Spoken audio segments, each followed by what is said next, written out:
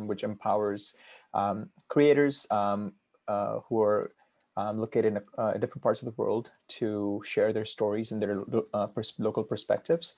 And the way we do it is the platform is completely free and it's a tip supported model. So we are really part of creating a new market where right now there's about 150 creators on the platform who are making, some of them are working making their full-time income from the platform. And it's been really useful for a lot of people, especially during the pandemic, where these individuals used to lead tours in person. But what we've seen is from a storytelling and an engagement perspective, they've been able to engage a really broad audience from across the globe, while also seeing a vertical expansion in the amount of income that they can make. So I'm just looking at the time. I'm in Vancouver, Canada, so that's why you see the times in PM, earlier in the PM. So we can join a tour in Sydney, maybe. So Matt is one of the great guides.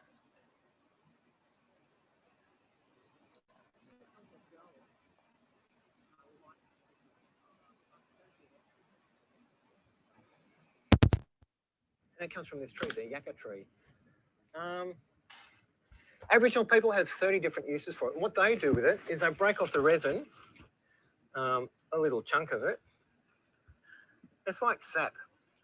This is crystallized, but they break it off and they put it on a hot rock from a fire. And then the resin melts like wax, and they mix kangaroo poo or animal fur or what else? Ash, and that binds it. And then they get that and they put that like hot chewing gum on the end of a stick. And they mold it, and then they put a rock on the end. And then they make a spear, or they put bits of sharp wood on it, and they make like a fishing spear.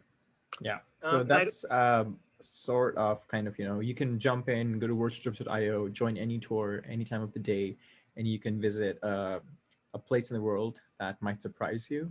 And the goal right now, and my role right now, is I'm working on the content team. We're really scaling content across the platform. And right now we're focused on a lot of it's travel focused, but the goal really is to bring on people from across the fields.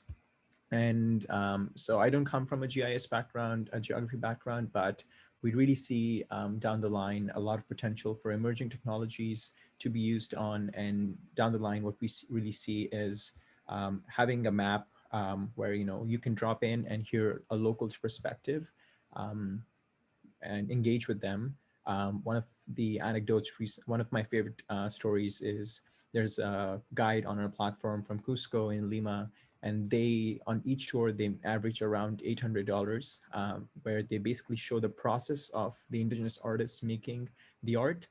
And that really captures sort of what is the content that we're trying to bring to the people across the world, because in a globalized world, you can consume such art, but you're not always able to see the process of what goes into making such art, virtually. What we're really seeing right now is all the features you saw. You can leave a tip, you can engage. There's a community forming within the people who are attending the tours. And yeah, so that's in synopsis what Virtual Trips is doing right now.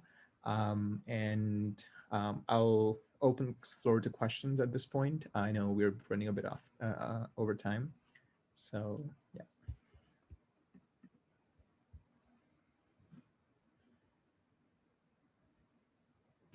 Sorry, just had to unmute there. Stephen, any questions? If not, I have a question. I did.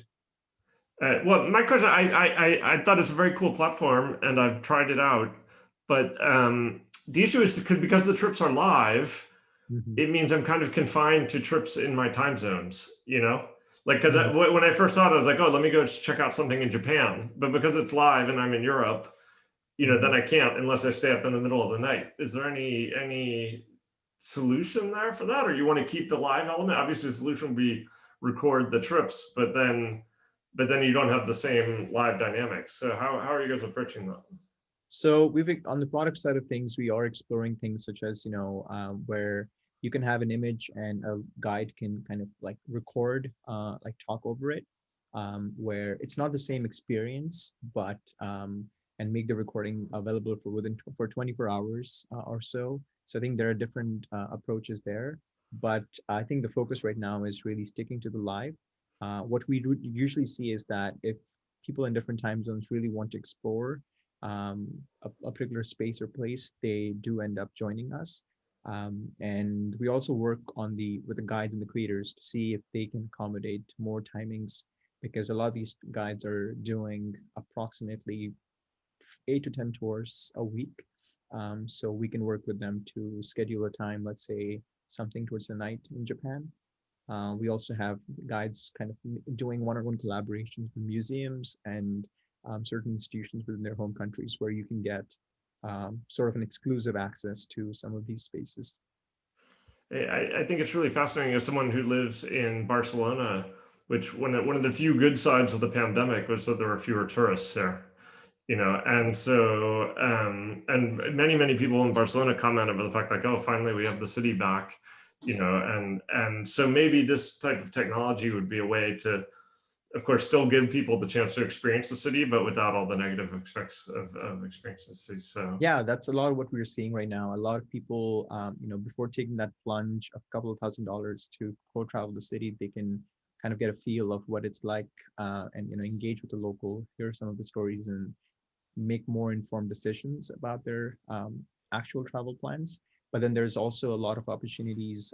There's a lot of people we're working on creating making the platform more handicap friendly, or people who are especially abled, because what we're seeing is that those individuals are not always able to travel, or even people who are caretakers for such individuals are not always able to travel. And it's that idea of trans what really wanting to create is like a transportive magical experience for people, where the geographical boundaries sort of start to blur to some extent through storytelling.